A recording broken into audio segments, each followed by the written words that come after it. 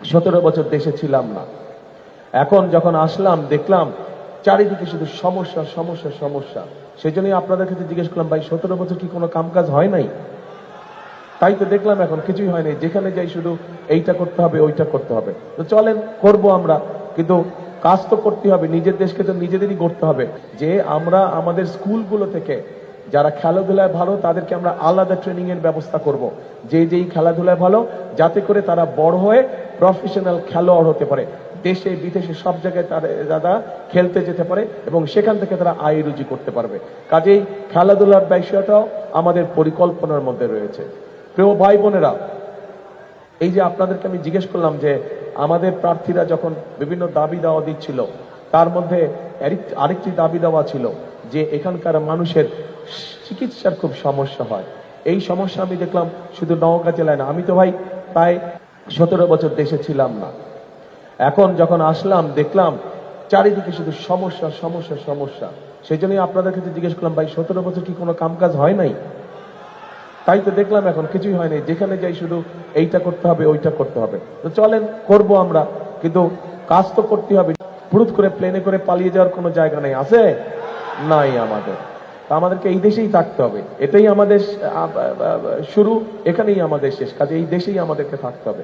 এখন প্রিয় ভাই বোনেরা, এই স্বাস্থ্য ব্যাপারে, চিকিৎসা সুবিধার ব্যাপারে প্রকল্প তো কতগুলো আছে, যে ঠিক আছে যেটা হাসপাতাল আছে সেটার সিট সংখ্যা কিভাবে বাড়ানো যায় সেটি আমাদের চিন্তা ভাবনার মধ্যে অবশ্যই আছে, সেটিও ইনশাল্লাহ আমরা করব। কিন্তু একইভাবে বিভিন্ন গ্রামে গঞ্জে মা বোনেরা কিন্তু ভালো চিকিৎসা পায় না।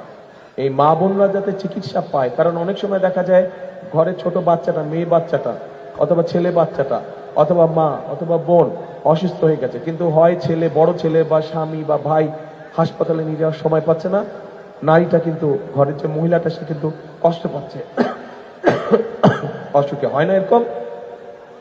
সেই জন্য আমরা গ্রামে গ্রামে হেলথ কেয়ারার, শহীদ জিয়া যেরকম পল্লী চিকিৎসক দিয়েছিলেন, আমরা ঠিক ওরকম আদলে হেলথ কেয়ারার দিব এবং তাদেরকে ট্রেনিং দিব।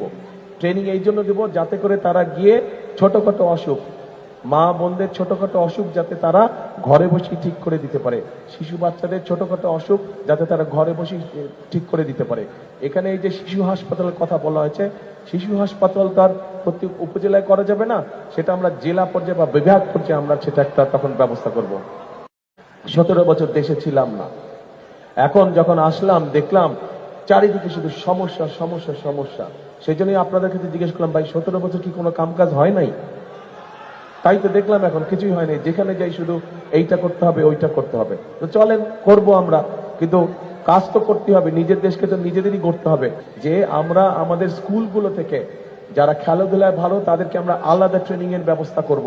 যেই খেলাধুলায় ভালো, যাতে করে তারা বড় হয়ে প্রফেশনাল খেলোয়াড় হতে পারে, দেশে বিদেশে সব জায়গায় তারা খেলতে যেতে পারে এবং সেখান থেকে তারা আয় রুজি করতে পারবে।